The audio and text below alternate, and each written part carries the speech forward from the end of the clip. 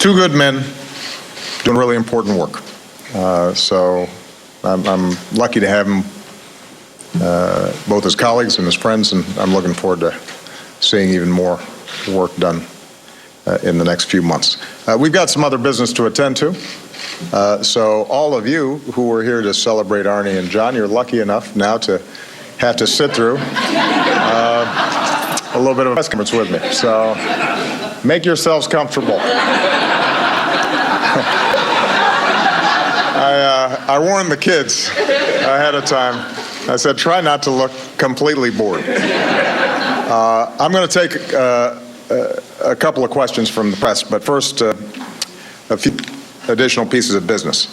First of all, we learned today that our business has created another 118,000 new jobs in September, which means that we now have had 67 straight months of job creation, 13.2 million new jobs in all, and an unemployment rate that has fallen from a high of 10% down to 5.1%. These long-term trends are obviously good news, particularly for every American waking up each morning and heading off to a new job. But we would be doing even better if we didn't have to keep on dealing with unnecessary crises in Congress every few months. And this is especially important right now because although the American economy has been chugging along at a steady pace, much of the global economy is softening. We've seen an impact on our exports, which was a major driver of growth for us, particularly at the beginning of the recovery. And so our own growth could slow if Congress does not do away with some of the counterproductive austerity measures that they have put in place, and if Congress does not avoid the kind of manufactured crises that shatter consumer confidence and could disrupt an already skittish global economy. On Wednesday, more than half of Republicans voted to shut down the government for the second time in 2 years. Now, the good news is there were enough votes in both parties to pass a last-minute bill to keep the government open and operating for another 10 weeks before we can get a more long-term solution. But keep in mind, that gimmick only sets up another potential manufactured crisis just 2 weeks before Christmas. And I said this before, I want to repeat it. This is not the way the United States should be operating. Oftentimes I hear from folks up on Capitol Hill the need for American leadership. The need for America to be number one. Well, you know what? Around the globe, part of what makes us a leader is when we govern effectively. And we keep our own house in order. And we pass budgets. And we can engage in long-term planning. And we can invest in the things that are important for the future. That's U.S. leadership.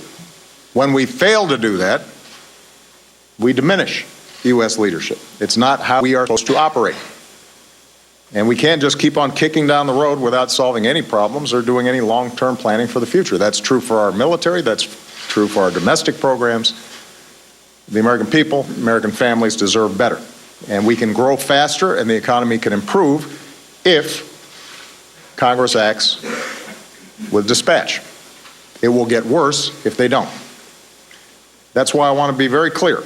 I will not sign another short-sighted spending bill like the one Congress sent me this week. We purchased ourselves 10 additional weeks. We need to use them effectively.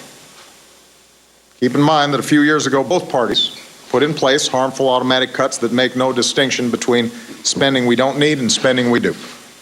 We can revisit the history of how that happened. I have some rather grim memories of it.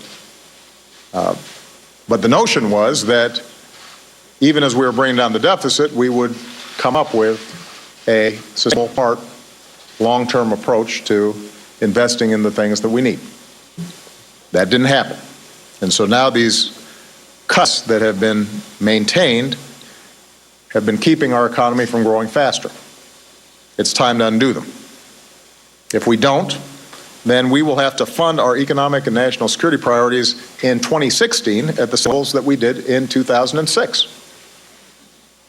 Now understand, during that decade, between 2006 and 2016, our economy has grown by 12%. Our population has grown by 8%. New threats have emerged. New opportunities have appeared. We can't fund our country the way we did 10 years ago because we have greater demands with an aging population, with kids who need schools, with roads that need to be fixed, with a military on which we are placing extraordinary demands. And we can't cut our way to prosperity. Other countries have tried it, and it has not worked.